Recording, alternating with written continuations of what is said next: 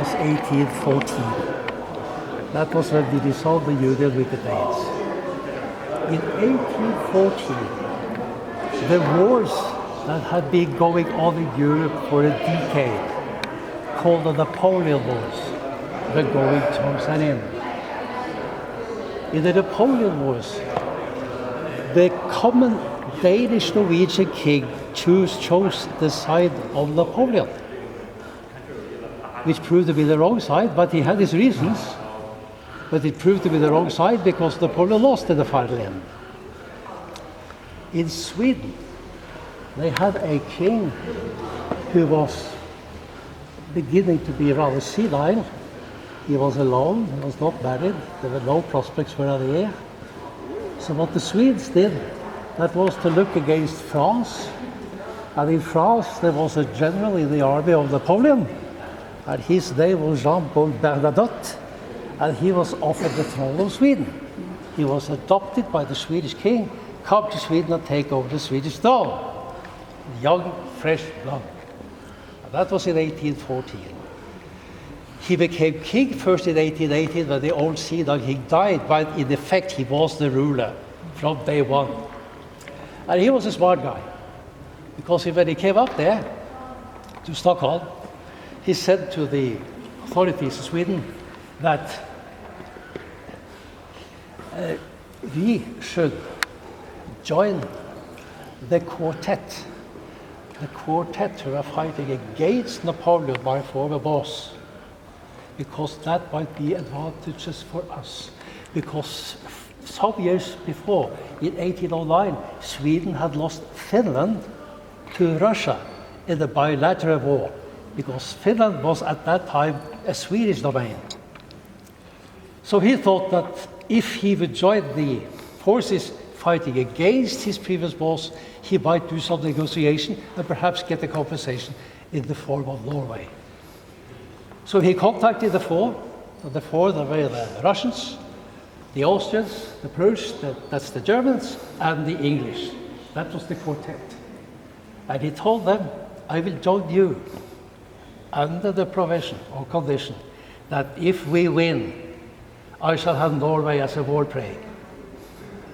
And they won. And in 1814, Norway was handed over to the Swedes, to the Swedish king. Thereby, there was a new union with the Swedes, but it was a much more open and free union than what happened with the Danes, because now we got our own government again for the first time. We had the common king, but the Swedes had their government and we had ours, but with the common king. And we had full, complete decision mandate in all questions except for foreign policy. That should be decided in Sweden. So that was happened in 1814, and we went into this union, much more open union. We got our own banks. We started to take our language back from Danes to mingling up a little bit also with the Norwegian. We got our own currency for the first time. And there was a lot of things that was better than it had been during the Danish Union. So then in 1814, we got in union with our friends in the East, and this union could last 91 years up until 1905. And then finally, after 525 years under foreign rule, Danish and Swedish, the Norwegians said, now enough is enough. We are grown-ups, we can stand on our own feet, and so they did. So unilaterally, on their own hand, one-sided, they just cancelled the union with the Swedes on June 7th, 1814. That was not very popular, of course, in Sweden, just to also being part of the country or the possessions. But they never attacked. There was on the edge of being a war between the two nations. And the reason why it did not could be, and I will come back to that when we get back again, this has to do with Nobel. When we come back again, there was not a war, so in 1905, on the 7th of June, Norway was again a sovereign nation. But it was not finally approved by the Swedes before the 4th of November same year. So that was the history in that respect. And then in 1905, suddenly, there was two big questions for the government to decide on.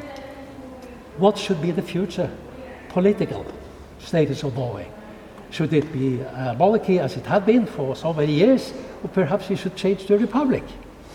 So there was a ballot in the country, and there was an overwhelming majority for a continued monarchy. A continued monarchy. And then the big question, of course, was in the next round, but where do we find our king or queen? They couldn't ask the Swedes because they had just seized the union with them. So they had to look southwards, and they looked to Denmark. And in Denmark, there was a prince free on the market. And his name was Karl, and he was the grandchild of the king in Denmark at the time, which was Christian IX. And Christian IX is also called the father-in-law of Europe, because so many of his own children and his grandchildren were married into the European monarchies. We had Alexandra in England, for instance, with Edward VII. We had Dagmar, the Tsar in Russia. We had Georg, we had William, who became Georg the First of Greece. And then we had Karl of Denmark, who became the King of Norway. So on November 25th, 1905, a ship docked where your ship is lying, exactly on the same spot. And out of that ship came our new king, who was at the time Prince Karl, and he had with him his wife and the English princess Maud, and on the arm he was carrying a little prince, 3 years old, and his name was Alexander. In Norway, the kings have to have good old Viking names. We never had a king or a Viking king by the name of Karl. So that was useless, couldn't be used. So they had to find another name, and they found the name of Håkon. And he was the 7th Håkon in a row since the Viking age, and he is portrayed in all that picture you see on the painting you see over there. That is Håkon, Håkon the 7th in a row. And he came up that 25th November, a cold, nasty day really, and took seat under the palace, where we shall go later on, and we're almost freezing to death. It was very primitive up there, very, very primitive at the time, and also with his wife, of course, and they stayed there, and their son was the one up there, and that was the former Alexander. And we never had a Viking king by that name, so we had to find a name for him too. And Olav is a good, solid old Viking name, and he was the 5th Olav in a row, so he became king of Norway as Olav the 5th. Reminds me of FDR. Yeah. Yeah.